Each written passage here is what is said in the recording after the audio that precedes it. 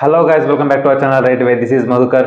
ಎಲ್ಲರೂ ಹೇಗೆ ಪ್ರಿಪ್ರೇಷನ್ಸ್ ಮಾಡ್ತಾ ಇದ್ದಾರೆ? ತುಂಬ ಚೆನ್ನಾಗಿ ಮಾಡ್ತಾ ಇರುತ್ತೆ ಅನ್ಕೊಂಡಿದ್ದೀನಿ. ಸೊ ಆಗಸ್ಟ್ ಫಸ್ಟ್ ವೀಕಿಂದ ಎಕ್ಸಾಮ್ ಸೀಸನ್ ಸ್ಟಾರ್ಟ್ ಆಗುತ್ತೆ. ಸೊ ಎಲ್ರಿಗೂ ಆಲ್ ದ ಬೆಸ್ಟ್, ಚೆನ್ನಾಗಿ ಪ್ರಿಪೇರ್ ಆಗಿ ಅಂತ ಹೇಳ್ತಾ, ಸೊ ಈ ಒಂದು ವಿಡಿಯೋದಲ್ಲಿ ನಾನು ನಿಮಗೆ ಈ IBPS RRB PU ಮತ್ತು ಕ್ಲರ್ಕಲ್ಲಿ ಸೆಕ್ಷನ್ ಟೈಮಿಂಗ್ಸ್ ಇಂಪ್ಲಿಮೆಂಟ್ ಆಗುತ್ತಾ, ಆದರೂ ಕೂಡ ನಮಗೆ ಯಾವಾಗ ಕನ್ಫರ್ಮೇಷನ್ ಸಿಗುತ್ತೆ, ಸೊ ನಮಗೆ ಅದಕ್ಕೆ ಯಾವ ಥರ ನಾವು ಪ್ರಿಪೇರ್ ಆಗಬೇಕು ಅನ್ನೋದ್ರ ಬಗ್ಗೆ ಡಿಸ್ಕಸ್ ಮಾಡ್ತಾ ಇದ್ದೀನಿ. ಸೊ ವಿಡಿಯೋ ಇಷ್ಟ ಆದರೆ ಲೈಕ್ ಮಾಡಿ, ಶೇರ್ ಮಾಡಿ, ಹಾಗೆ ನಮ್ಮ ಚಾನಲ್ ಹೊಸಬರಿಗೆ ಸಬ್ಸ್ಕ್ರೈಬ್ ಆಗುತ್ತೆ ಮಾತ್ರ ಮರಿಬೇಡಿ ಅಂತ ಹೇಳ್ತಾ, so let's start the discussion. So ಇಲ್ಲಿ ನೋಡಿ, ಫಸ್ಟ್ ನಾನು ಯಾವಾಗ ನಿಮಗೆ ಈ ಕನ್ಫರ್ಮೇಷನ್ ಸಿಗುತ್ತೆ ಅನ್ನೋದ್ರ ಬಗ್ಗೆ ಹೇಳ್ತೀನಿ. ಸೊ IBPS ಅವರು ಇದು 13ನೇ ನೋಟಿಫಿಕೇಶನ್ ರಿಲೀಸ್ ಮಾಡ್ತಾ ಇರೋದು, ಓಕೆನಾ. ಸೊ 13ನೇ ನೋಟಿಫಿಕೇಶನ್ನಲ್ಲಿ ಇಷ್ಟು 12 ನೋಟಿಫಿಕೇಶನ್ ಬಿಟ್ಟಿದಾರಲ್ಲ, ಅದರಲ್ಲಿ ಯಾವತ್ತೂ ಕೂಡ ಸೆಕ್ಷನಲ್ ಟೈಮಿಂಗ್ಸ್ ಬಗ್ಗೆ ಅವ್ರು ಮಾತಾಡಿಲ್ಲ. ಈ ನೋಟಿಫಿಕೇಶನಲ್ಲಿ ಡಾಲರ್ ಸಿಂಬಲ್ ಹಾಕಿ ಅದನ್ನು ಮೆನ್ಷನ್ ಮಾಡಿದ್ದಾರೆ. ಸೊ ಜೊತೆಗೆ ಇನ್ನೊಂದು ಇನ್ಫಾರ್ಮೇಷನ್ ಕೊಟ್ಟಿದ್ದಾರೆ. ಏನಂತ ಕೊಟ್ಟಿದ್ದಾರೆ? ಈ ಕನ್ಫರ್ಮೇಷನ್ ನಾವು ಇನ್ಫಾರ್ಮೇಷನ್ ಹ್ಯಾಂಡ್ಔಟಲ್ಲಿ ರಿಲೀಸ್ ಮಾಡ್ತೀವಿ ಅಂತ ಹೇಳಿದ್ದಾರೆ. ಸೊ ಇನ್ಫಾರ್ಮೇಷನ್ ಹ್ಯಾಂಡ್ಔಟ್ ಯಾವಾಗ ಕೊಡ್ತಾರೆ? ಸೊ ಅದರಲ್ಲೇ ಅಲ್ವಾ ನಮಗೆ ಕನ್ಫರ್ಮೇಷನ್ ಸಿಗೋದು. ಅದು ಯಾವಾಗ ರಿಲೀಸ್ ಆಗುತ್ತೆ ಅಂತ ಹೇಳಿದ್ರೆ, ಪ್ರಿಲಿಮ್ಸ್ ಹಾಲ್ ಟಿಕೆಟ್ ಏನು ರಿಲೀಸ್ ಆಗುತ್ತಲ್ಲ, ಅವತ್ತು ಇನ್ಫಾರ್ಮೇಷನ್ ಹ್ಯಾಂಡ್ಔಟು ರಿಲೀಸ್ ಆಗುತ್ತೆ. ಸೊ ಪ್ರಿಲಿಮ್ಸಿಗೆ ಇಂಪ್ಲಿಮೆಂಟ್ ಆದರೆ ಸೆಕ್ಷನಲ್ ಟೈಮಿಂಗ್ಸು ಮೇನ್ಸಿಗೂ ಕೂಡ ಇಂಪ್ಲಿಮೆಂಟ್ ಆಗುತ್ತೆ. ಸೊ ಅಲ್ಲೇ ಕನ್ಫರ್ಮೇಷನ್ ಸಿಕ್ಬಿಡುತ್ತೆ ನಮಗೆ. ಸೊ ಹಾಗಿದ್ರೆ ಪ್ರಿಲಿಮ್ಸ್ ಹಾಲ್ ಟಿಕೆಟ್ ಯಾವಾಗ ರಿಲೀಸ್ ಆಗುತ್ತೆ? ಪ್ರಿಲಿಮ್ಸ್ ಹಾಲ್ ಟಿಕೆಟ್ ನೋಡಿ, ನಿಮ್ಮ ಪ್ರಿಲಿಮಿನರಿ ಎಕ್ಸಾಮ್ ಸ್ಟಾರ್ಟ್ ಆಗುತ್ತಲ್ವ, ಸ್ಟಾರ್ಟ್ ಆಗೋಕ್ಕಿಂತ 7 to 10 days ಒಳಗಡೆ ರಿಲೀಸ್ ಆಗುತ್ತೆ. ಅದಕ್ಕಿಂತ ಜಾಸ್ತಿ ಇರೋದಿಲ್ಲ, ಕಡಿಮೆನೂ ಇರೋದಿಲ್ಲ. 7 to 10 days, 1 ವೀಕ್ ಒಳಗಡೆ ಅವ್ರು ರಿಲೀಸ್ ಮಾಡ್ತಾರೆ. ಸೊ 7 to 10 days ಒಳಗಡೆ ನಿಮಗೆ ಹಾಲ್ ಟಿಕೆಟ್ ಸಿಗುತ್ತೆ. ಸೊ ಆ ಒಂದು ಕನ್ಫರ್ಮೇಷನ್ ಸಿಕ್ಕ ಮೇಲೆ ನಿಮಗೆ ಟೈಮ್ ಸಿಗೋದೆಷ್ಟು? ಬರೀ 1 ವಾರ ಅಷ್ಟೇ, ಮ್ಯಾಕ್ಸಿಮಮ್ 1 ವಾರ ಸಿಗುತ್ತೆ ಅಷ್ಟೇ, ಜಾಸ್ತಿ ಟೈಮ್ ಸಿಗೋದಿಲ್ಲ. ಸೊ ಹಾಗಾಗಿ ನೀವು ಮುಂಚಿತವಾಗಿ ಸೆಕ್ಷನಲ್ ಇಂಪ್ಲಿಮೆಂಟೇಷನ್ ತಲೆಯಲ್ಲಿ ಇಟ್ಕೊಂಡು ಪ್ರಾಕ್ಟೀಸ್ ಮಾಡಬೇಕಾಗತ್ತೆ. ಸೊ ಮುಂದೆ ಹೇಳ್ತೀನಿ ನಾನು ಯಾವ ಥರ ಇಟ್ಕೊಂಡು ಅದನ್ನು ಪ್ರಾಕ್ಟೀಸ್ ಮಾಡಬೇಕು ಅನ್ನೋದ್ರ ಬಗ್ಗೆ ಮುಂದೆ ಡಿಸ್ಕಸ್ ಮಾಡ್ತೀನಿ. ಫಸ್ಟ್ ಆಫ್ ಆಲ್, ಇವಾಗ ಬಿಗಿನರ್ಸ್ ಯಾರು ಇದ್ರೆ ಅವರಿಗೆ ನಾನು ಕಾಂಪೋಸಿಟ್ ಟೈಮಿಂಗ್ಸ್ ಅಂದ್ರೇನು, ಸೆಕ್ಷನಲ್ ಟೈಮಿಂಗ್ಸ್ ಅಂದ್ರೇನು ಅಂತ ಜಸ್ಟ್ 1 minute ಕನ್ಫರ್ಮೇಷನ್ ಮಾಡ್ತೀನಿ. ಯಾವ ಥರ ಅದ್ರದ್ದು ಅಂದರೆ ಕನ್ಫ್ಯೂಸ್ ಇರಬಾರ್ದು ಅಂತ ಒಂದು ಉದ್ದೇಶಕ್ಕೋಸ್ಕರ. ಸೊ ಇಲ್ಲಿ ನೋಡಿ, ಫಸ್ಟ್ ಕಾಂಪೋಸಿಟ್ ಟೈಮ್ ಅಂತ ಹೇಳಿದರೆ ಟೋಟಲ್ ಟೈಮ್ ಕೊಟ್ಟಿರ್ತಾನೆ. ಸೊ ಅದು ಎಷ್ಟಾದರೂ ಸೆಕ್ಷನ್ಸ್ ಇರಲಿ, 1 section 2 section ಅಥವಾ ಅಪ್ ಟು 5 sections, ಯಾವ ಸೆಕ್ಷನ್ ಬೇಕಾದ್ರೂ ನೀವು ಸ್ವಿಚ್ ಆಗಿ ಯಾವ ಕ್ವಶನ್ಸ್ ಬೇಕಾದ್ರೂ ಅಟೆಂಡ್ ಮಾಡ್ಬೋದು ಕಾಂಪೋಸಿಟ್ ಟೈಮ್ ಅಂತ ಹೇಳಿದ್ರೆ. ಸೆಕ್ಷನಲ್ ಟೈಮಿಂಗ್ಸ್ ಅಂತ ಹೇಳಿದರೆ 2 ನೆನ್ಪಿಟ್ಕೋಬೇಕು. ಒಂದು, ಪ್ರತಿಯೊಂದು ಸೆಕ್ಷನ್ಗೂ ಕೂಡ ಅದರದ್ದೇ ಆದಂಥ ಟೈಮಿಂಗ್ಸ್ ಇರುತ್ತೆ. ಆ ಟೈಮ್ ಅಲಾಟಲ್ಲಿ ಆ ಸೆಕ್ಷನ್ ಕಂಪ್ಲೀಟ್ ಆಗಿ ಕಂಪ್ಯೂಟರ್ಲಿ ಆಟೋಮೆಟಿಕ್ ಆಗಿ ಸ್ವಿಚ್ ಆಗುತ್ತೆ, ಓಕೆನಾ, sections.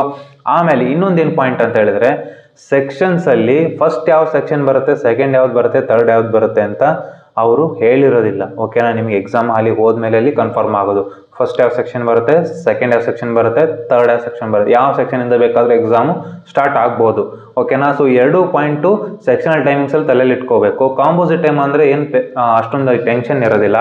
So 2 hour mains, for example ಇದರದ್ದೇ RRB PU ಮೇನ್ಸ್ನ ತೊಗೊಂಡ್ರೆ 2 hours ಇರುತ್ತೆ.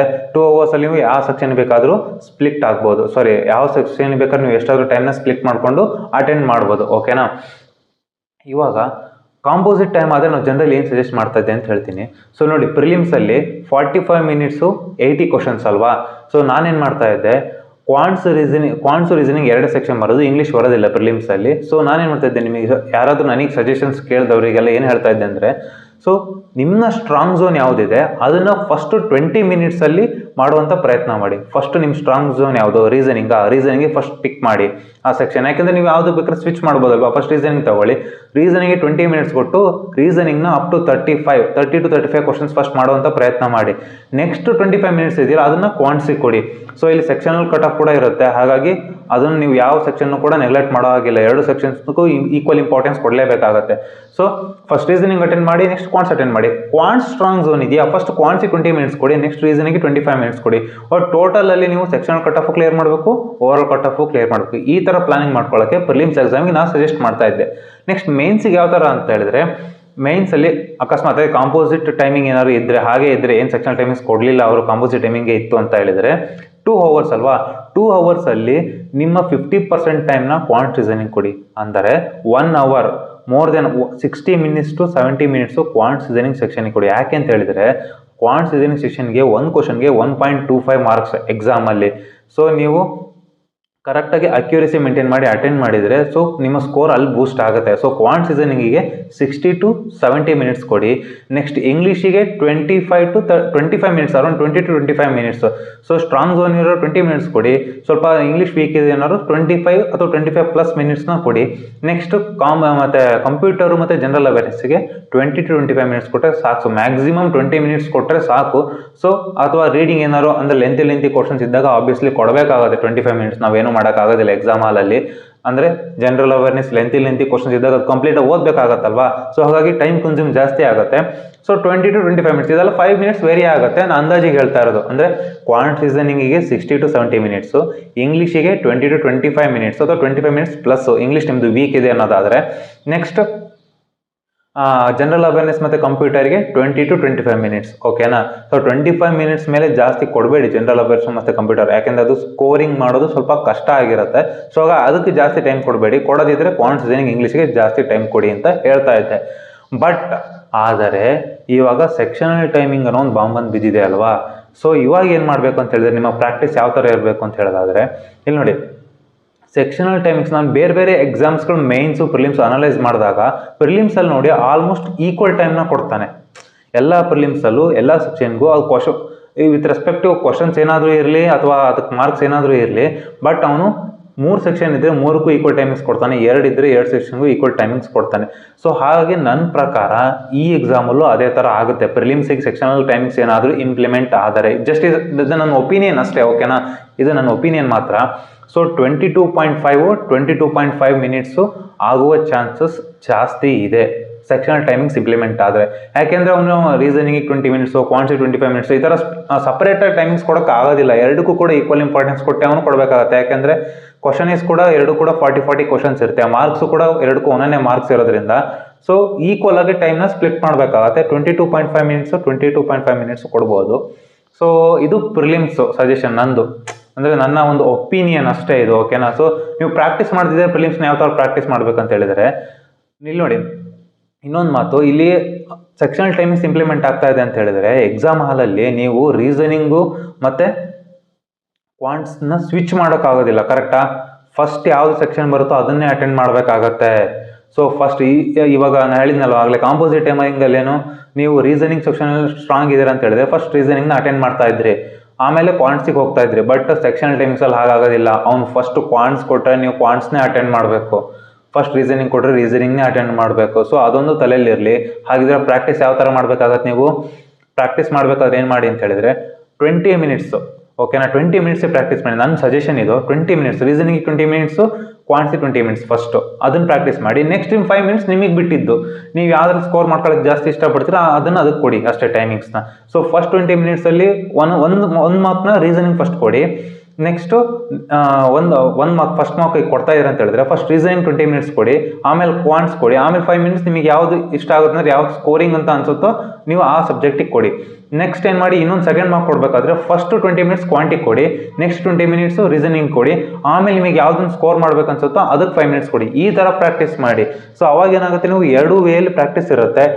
ಯಾಕೆ ಅಂತ ಹೇಳಿದ್ರೆ ನೀವೀಗ 7 ಡೇಸ್ ಹಾಲ್ ಟಿಕೆಟ್ ಬರೋದು 7 ಡೇಸ್ ಇದ್ದಾಗ, ಅವಾಗ ಇನ್ಫಾರ್ಮೇಷನ್ 100 ಬಂದು ಸೆಕ್ಷನಲ್ ಟೈಮಿಂಗ್ಸ್ ಇಂಪ್ಲಿಮೆಂಟ್ ಆಗುತ್ತೆ ಅಂತ ಕೊಟ್ಟಾಗ ಆವಾಗ ನೀವು ಈ ಪ್ರಾಕ್ಟೀಸ್ನ ಮಾಡೋಕ್ಕಾಗೋದಿಲ್ಲ. ಬರೀ 7 ಡೇಸಲ್ಲಿ ಇದನ್ನು ಅಂದರೆ ನೀವು ಅವಾಗ ಏನಂತ ಪ್ರೆಷರ್ ಬಿಲ್ಡ್ ಆಗಿ ಸ್ಟಾರ್ಟ್ ಆಗಿಬಿಡುತ್ತೆ.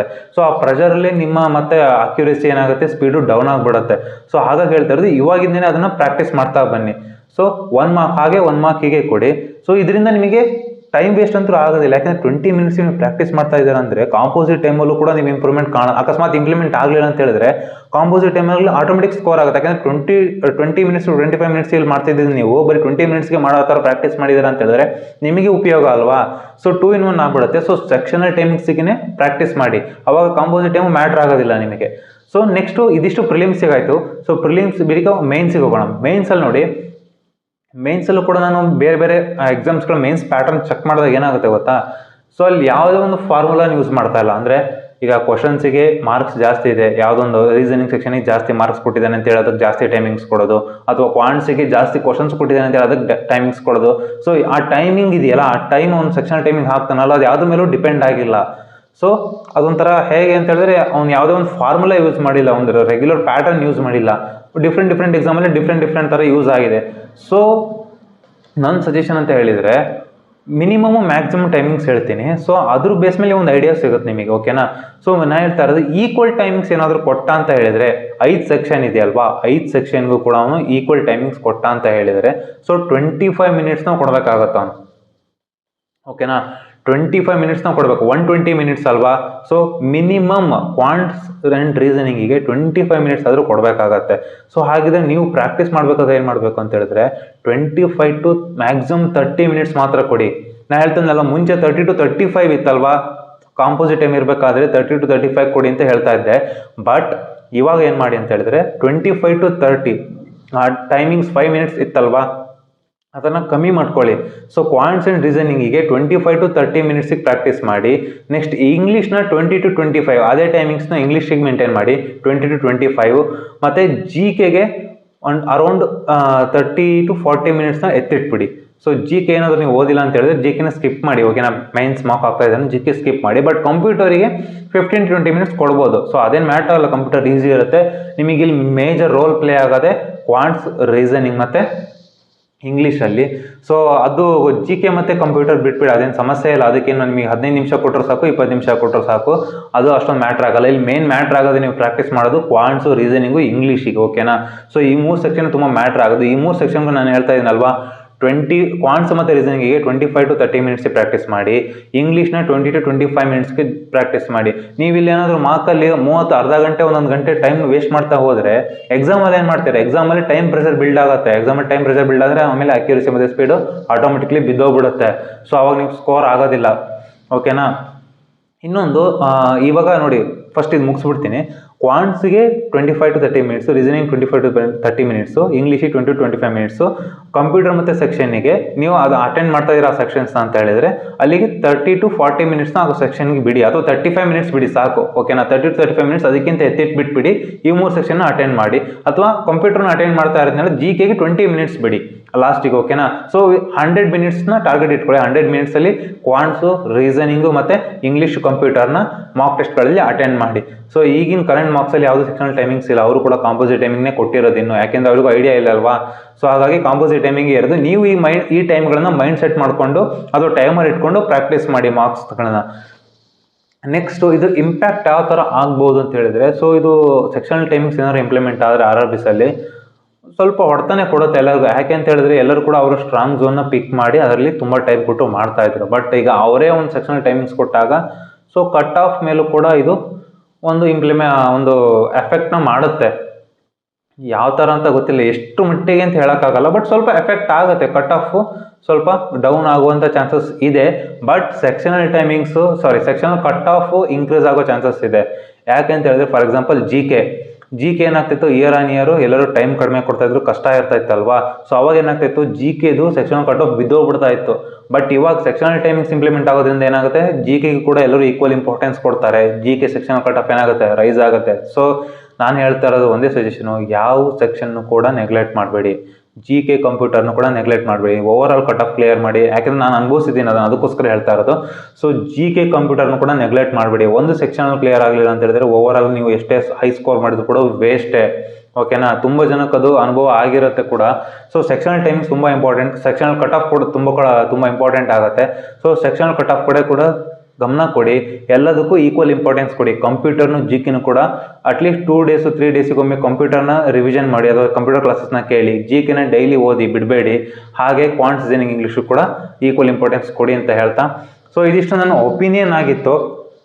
ಇದರಲ್ಲಿ ನನ್ನೇನು ಬೇರೆ ಇನ್ಫಾರ್ಮೇಷನ್ ಎಲ್ಲೂ ಕಲೆಕ್ಟ್ ಮಾಡಿಲ್ಲ, ಜಸ್ಟ್ ಒಪಿನಿಯನ್ನು. ಸೊ ವಿಡಿಯೋ ಇಷ್ಟ ಆಗಿತ್ತು ಲೈಕ್ ಮಾಡಿ, ಶೇರ್ ಮಾಡಿ. ಹಾಗೆ ನಮ್ಮ ಚಾನಲ್ ಸಬ್ಸ್ಕ್ರೈಬ್ ಆಗೋದು ಮಾತ್ರ ಮರಿಬೇಡಿ ಅಂತ ಹೇಳ್ತಾ ಸಿಗೋಣ ನೆಕ್ಸ್ಟ್ ವಿಡಿಯೋದಲ್ಲಿ.